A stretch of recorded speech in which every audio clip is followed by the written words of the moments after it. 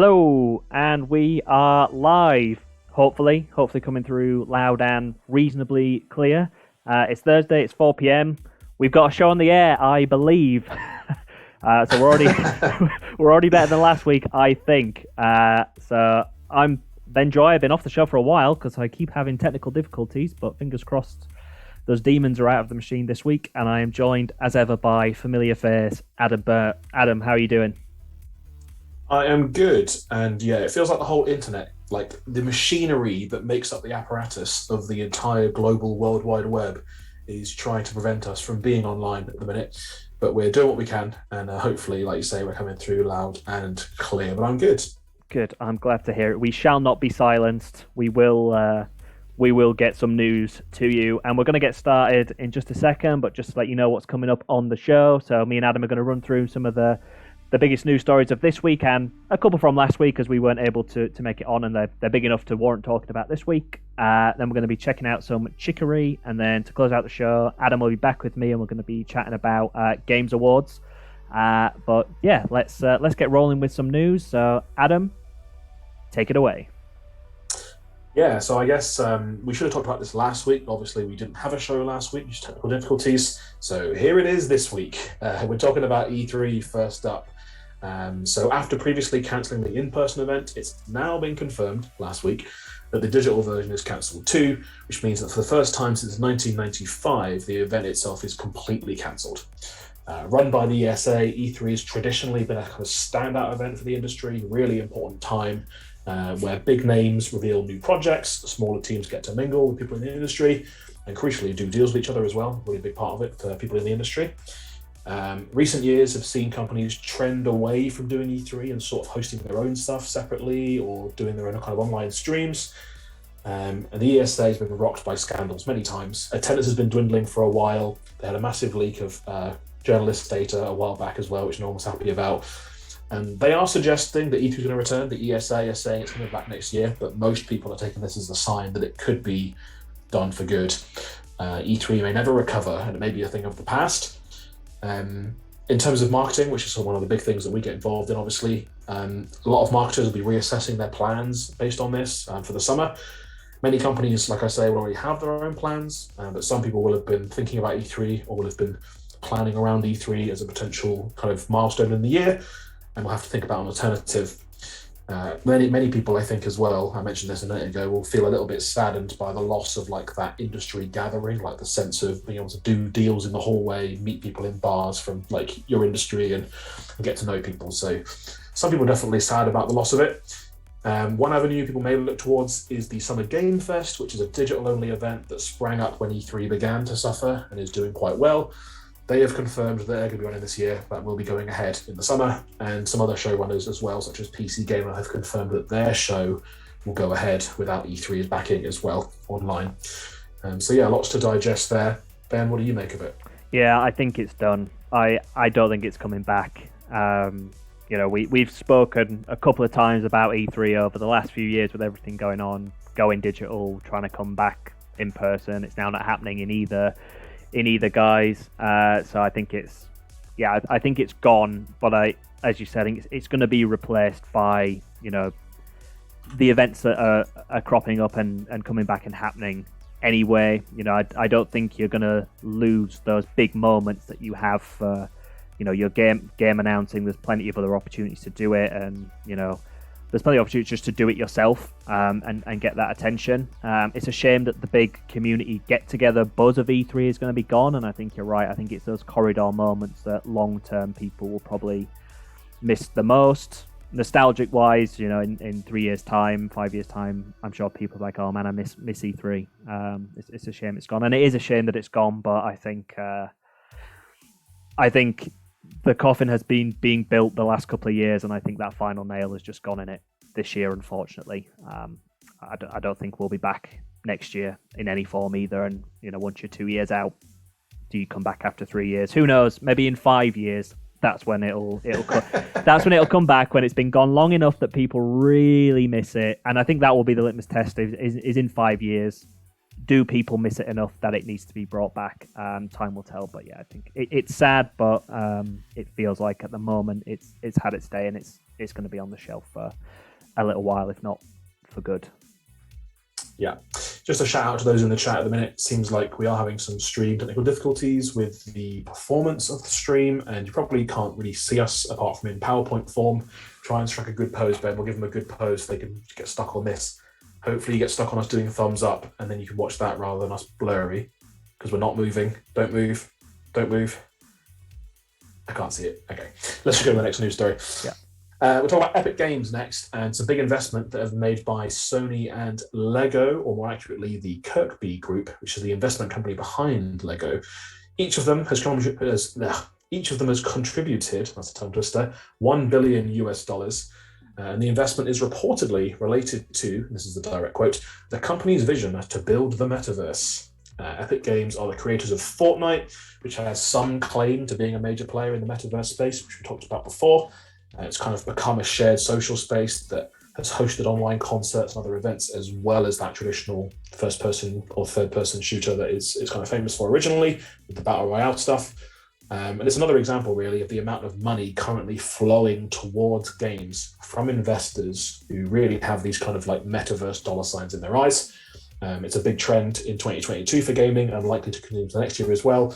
And already a very hot topic, obviously, lots of discussion about this concept. Lego specifically and Epic already expected to be working on a new project together aimed at creating children-focused metaverse content, which is an interesting angle on it. I guess Roblox is kind of dominant with children, and Fortnite is very popular with children, so they probably are thinking about, okay, if we are going to expand this out, how's it going to work for kids long term? How are they going to be able to be safe here and enjoy it? So some interesting movement there. What do you reckon, Ben? Yeah, it's funny, just the name Lego gets my interest anyway. So yeah, I'm excited about this. The metaverse thing, it's not slowing down. We've talked about it a few times. You wrote a great blog post about it, so if you haven't read that, go check that out on the Etch Play blog. But yeah, I mean, my attitude on the metaverse hasn't changed since the last time we spoke about it. I'm thinking that the metaverse needs to be one thing, not people having their own metaverses. Otherwise, it's not the metaverse.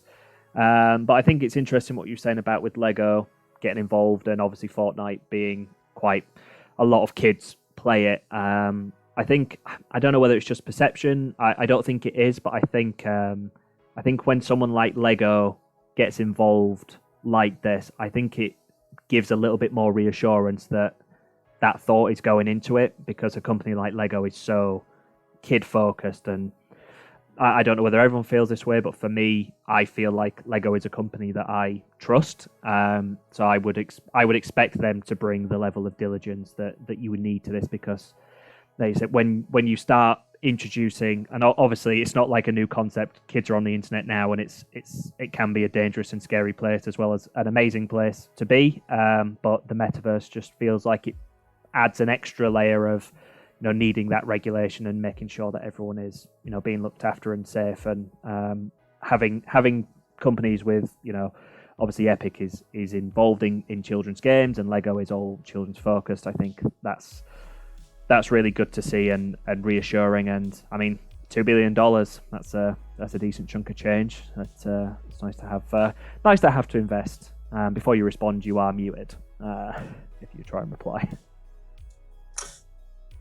Yeah, I was just agreeing with you, really. I wasn't actually adding anything meaningful to the conversation. I was just saying, yeah.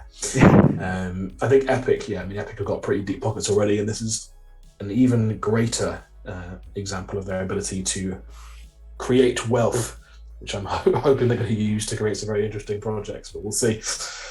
Next up, then, we're talking about game announcements. You might have noticed there's been a bunch over the last couple of weeks. I actually wondered whether it might have been E3 related. Maybe when E3 was cancelled, they were like, screw it, just announce our game now. There's our marketing plan shot. Just tweet it. But there's been a few announcements. I just want to talk about a couple of them, or a few of them, potentially, if we've got time. So first of all, Ron Gilbert is back, and he's working on a Monkey Island 3, or more accurately, Return to Monkey Island, which is currently in development at Lucasfilm Games and will be published under Devolver Digital sometime in 2022, so coming really soon. It was originally announced on April 1st, and everyone thought it was a joke, and it turned out to not be a joke. It is real. He's actually doing it. For some context, for those of you who don't know, Gilbert worked on the first 2 titles in the series way back when. Originally, he left developer LucasArts in 1992, the year after the launch of Monkey Island 2 and Chuck's Revenge. That was actually before you were born, Ben. So it is before I was born. Yeah. And I was very young at the time, so I didn't benefit from the kind of time that these were originally made. But I think it's, and one of the reasons I'm talking about it this week is it's kind of a symptom, I guess, of the way that the media landscape is shifting, or has been shifting for a while, and that games is catching up to. TV and films are continuing to mine the works of past decades for reboots and long overdue sequels, and it's perhaps a sign that games investors are thinking along similar lines, and publishers thinking along similar lines based on the IP they've got available to them. Another good example, but I think you might be able to see at home in PowerPoint form with the internet, is that we got word this week that Remedy are remaking Max Payne 1 and 2 in a new deal signed with Rockstar. The original games were from the early 2000s and were fan favourites, thanks in part due to the brooding atmosphere and bullet time mechanics, which were very in vogue post-Matrix in the year 2000. That was my best Matrix on my that was on my your, channel. people at home aren't going to benefit from that. No, they're not. They can't see it properly. Hopefully what doesn't happen is I get frozen halfway back for like 10 minutes. People just seeing all the boxes behind me before I move. Yeah. And speaking of TV and film, the other big announcement this week is obviously Kingdom Hearts 4, a new installment in the long-running franchise that blends Disney characters and locations as well, with Square Enix's traditional RPG gameplay. And the game's expected to launch in Unreal Engine 5, which was also just officially released last week, although in many ways it was kind of already out there in a kind of early access preview form. It's officially launched now. If you're unfamiliar with how games are made, engines are tool sets that help developers build games without having to reinvent everything every time. So, for example, an engine might give you simulations of physics like gravity, or a way to draw trees in the distance. You haven't got to paint them all in every time. And in the case of Unreal 5, the standout new features are supposed to be dynamic lighting improvements and systems that allow for 3D models with greater depth. We talked about in the show recently as well, in the context of Witcher 4, that Unreal 5 is set to power a number of high-profile titles in the years ahead, including Witcher 4, and future titles from our favourite studios, including Sumo Digital and Supermassive Games as well. So everyone's getting on the Unreal 5 train, and there's going to be a lot of games in the next few years based on Unreal 5 hitting store shelves. Any of those announcements excite you, Ben? Are you interested in any of those games? You're right. I've never played any of the Monkey Island games because they're older than me. But I do quite want to check them out. So I probably will give that one a look. Dan has said in the chat that Ron Gilbert also made a point-and-click game called Thimbleweed Park, which is worth a look. So yeah, maybe check that out as well. But yeah. I think that's exciting. Some good stuff coming out. I think it's interesting what you were saying about games seemingly getting on the back of what TV and film do a lot, which is reboot and use IP. And we've spoken about it before. Like creating new IP is really difficult to create it, and really difficult to get traction for it. So it does make a lot of sense that reboots are happening, spin-offs of games with characters that exist. Like, I think you're right. We'll see a trend of that happening more in the games industry as well, because it just makes sense. People are nostalgic about things as well, so I think we will start to see more of a mix of reboots, spin-offs, as well as new IP, just because of how difficult it is to generate that new IP. But yeah, lots of exciting announcements, and well, just keep looking out for them, because there's no way free for these announcements to drop anymore, so they could come at any point of the year. So someone could be announcing a game right now and we wouldn't even know it, because we're too busy doing this show. Yeah.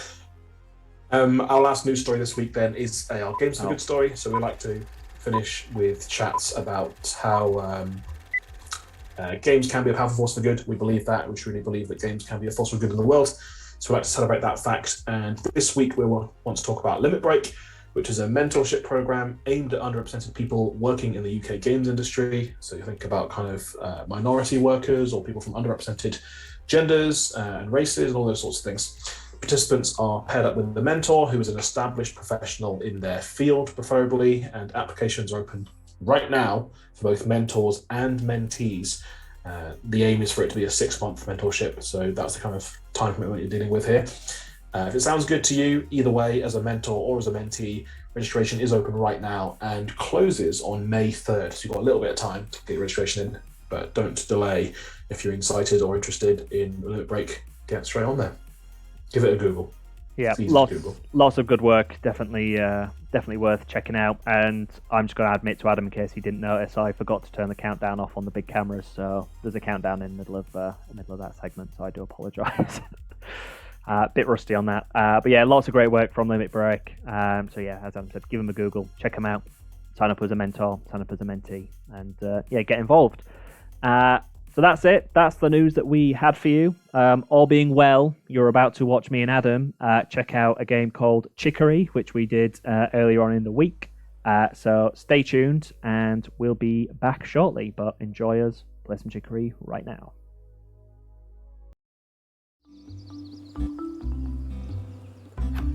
Hey, it's Adam, and you're watching another Etch Play video. I'm joined today by Ben J. How's it going, Ben? I'm good, thank you, Adam. How are you doing? You doing well? I'm good, and I'm feeling colourful because I have a magic paintbrush, and we're playing Chicory, a colourful tale. I am playing as this cute little dog. I have a paintbrush, and I can use that paintbrush to colour in the world because all the colour is gone. Oh, that's a shame. Yeah, it is a bit of a shame. There's a whole storyline about it, like the colour used to be there, something evil's happened, all the colours vanished, and now you've got to use the paintbrush to try and save the day.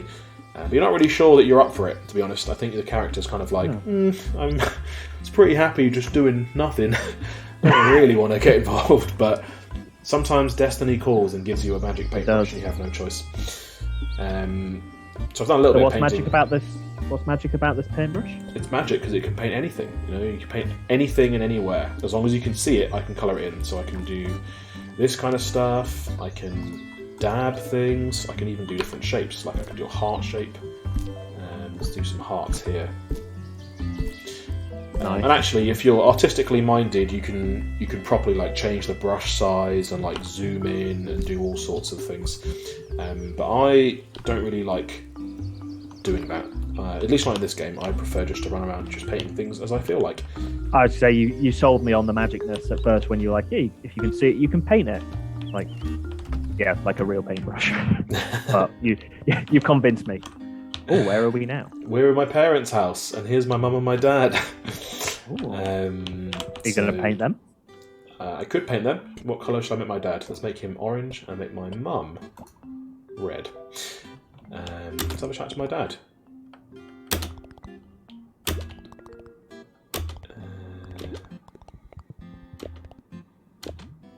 This is actually a painting that I did.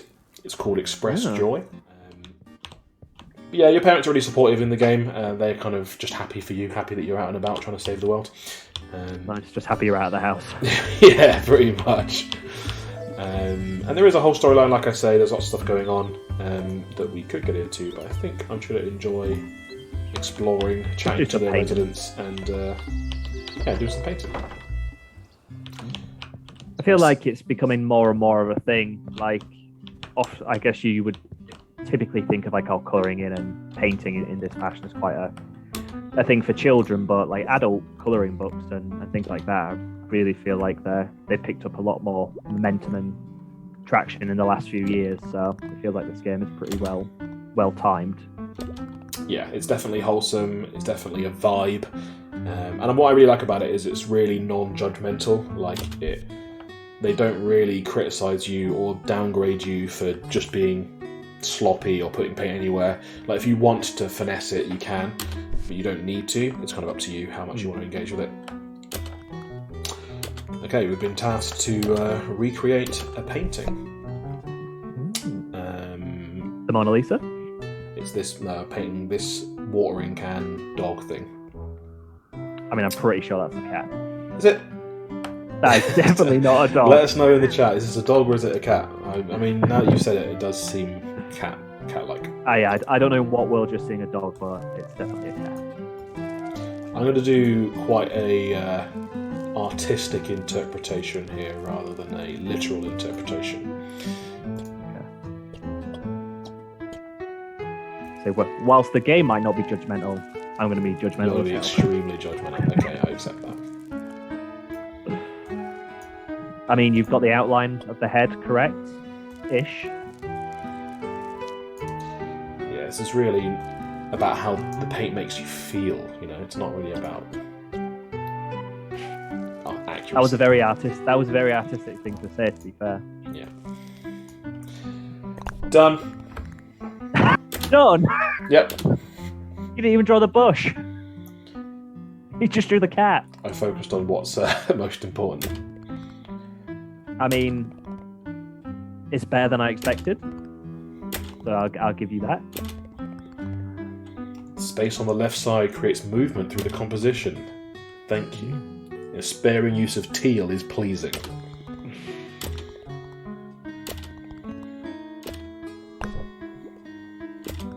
That's it for now.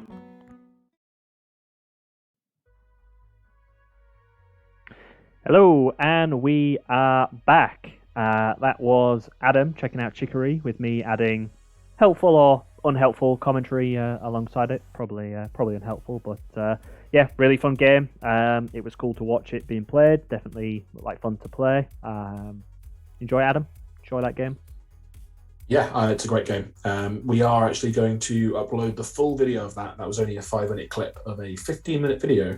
That's going to be on YouTube at 4:30 today. So after the show, when we're done, if you want to check that out, you can go and watch that in higher definition, better quality, and even more content if you're into Chicory.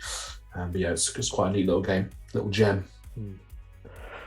So we are going to talk about awards, and specifically game awards, because we work in video games and this is a video game show. So we frequently highlight and talk about award shows and what games have won awards on this show, because we like talking about it. It's interesting, and we just like celebrating games in general. Just last week there was the BAFTAs, which is a huge event for video games. Some really worthy winners, as always, in there. So we just thought we'd talk about game awards in general. What do they do for the studio? What do they do for the game? How does that help with your recruitment? So we just thought we'd chat about it. And incidentally, a lot of the winners at the BAFTAs last week, we've checked out a bunch of those games on our YouTube channel as well. So Unpacking, The Forgotten City, the game we just looked at, Chicory, and of course our good friends over at Hello Games for getting the award for Evolving Game for No Man's Sky, which we were very pleased for them, for very well deserved. So you can see us checking out a bunch of the games that won as well. But yeah, we want to talk about how it affects in the bigger term. Obviously, when you win an award, it's an immediate good hit, a good feeling. But what does that mean in the long term? And I think first let's have a look at it through the marketing lens. So what does an award do for when you win an award and then you want to push your game going forward? So we have noticed, and kind of from when we do marketing for games, when you have a good accolade like an award or a review, that often tends to perform better because it gets people's attention. It's kind of it's a seal of approval. It's easy to sit as yourself and say that your game is great, because obviously you would. But when you get that industry recognition, that gives you that added leg up, because it's the industry and your peers saying that's a great game. It's worthy of an award, and if it's worthy of an award, it's worthy of your time and your money to buy it and play it. So I would say from a marketing perspective, it's really important. And if you win an award, like, don't shy away from that. Like, it's a nice thing to put on your shelf, but it's an even nicer thing to be able to put on your ads and on your website and on your marketing collateral. Say, hey, we're a BAFTA winning game, we're a Game Awards winning game. Like, you really want to be pushing that front and center and shouting about it, because it is an elite club. Not every game wins an award, and all awards are great. Not all award shows are created equal naturally. Things like the BAFTAs and the Game Awards will always carry more weight than some other awards, but that doesn't mean if you've won an award that isn't a BAFTA or a Game Award, like, still shout about it. You've still been recognized by an award body, by your peers. So get that on your ads, get it on your website, get it on your collateral, because it's going to help. And we know firsthand it works. It helps when you have that in your messaging. You see an uptick in the conversions that you get. I've gone off talking about that. Adam, anything to say on that? Yeah, I mean, doing what I always do. It is interesting because I think there's like an ongoing discourse in the game industry in general about reviews and about whether reviews are still useful in the kind of traditional sense, or whether they're still meaningful in an era when games tend to evolve a lot over time, when the game that comes out on day one looks nothing like the game that you get on day 279 of Steam Early Access. But consumers, like you say, still demand a level of social proof, whether that is from Steam reviews, whether it's from mainstream reviews, from gaming websites, or awards is another key one. And I guess awards carry a sort of, maybe not always earned, but awards carry a sense of prestige that these guys know what they're talking about. So they, you wouldn't give out an award to a game that didn't deserve it. It must have some redeeming qualities in the kind of categories that it's been looked at.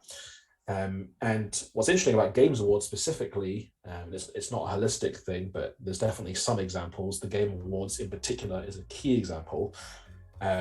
Most award ceremonies are declining in viewership, like in other media landscapes. You think about music awards, you think about the Oscars. Actually, the Oscars did a little bit better this year in terms of social media because of the slap. Yeah.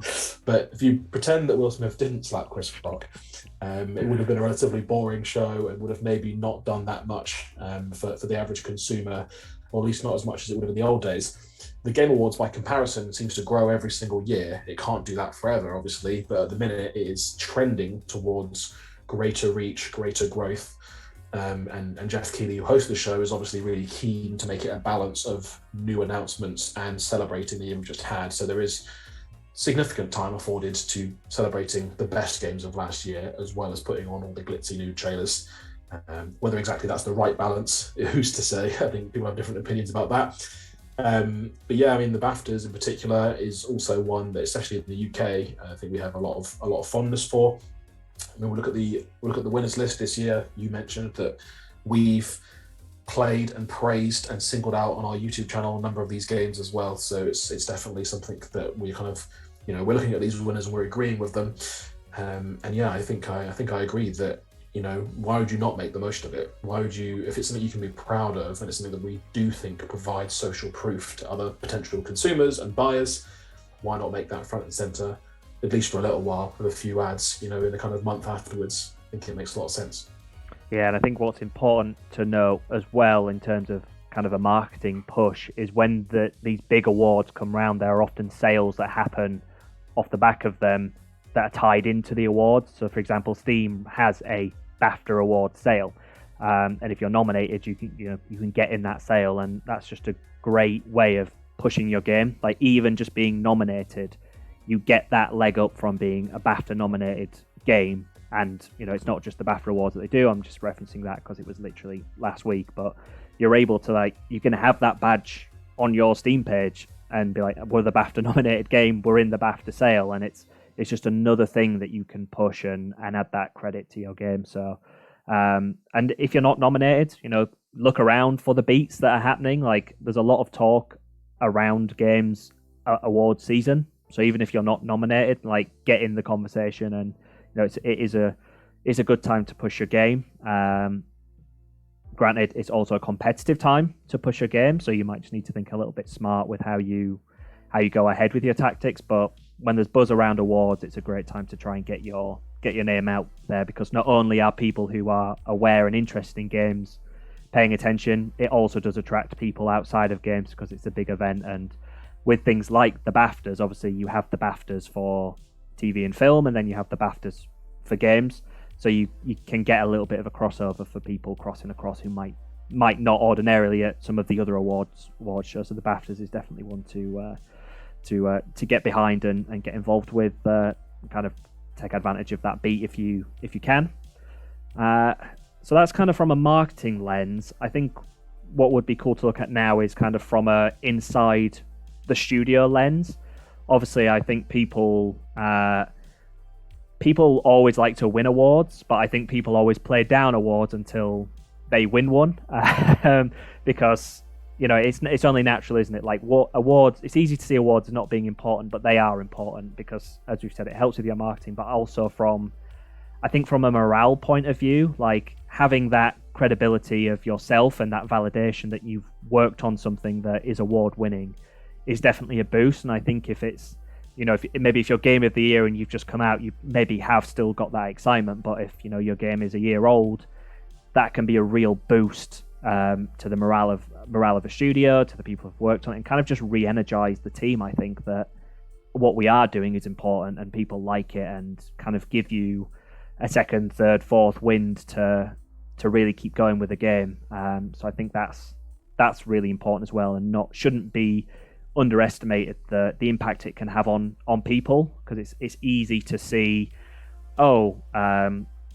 Forza won Game of the Year, how great for Forza, but there is a team of people, real people, that have spent hours and hours, in the hundreds, thousands of hours of their life creating that game for people to play. So to get the recognition is incredible, and especially on the indie side of things, which are smaller teams as well, to be recognized on these big stages, it's got to be a huge boost for the people behind the game that you don't often see or hear from.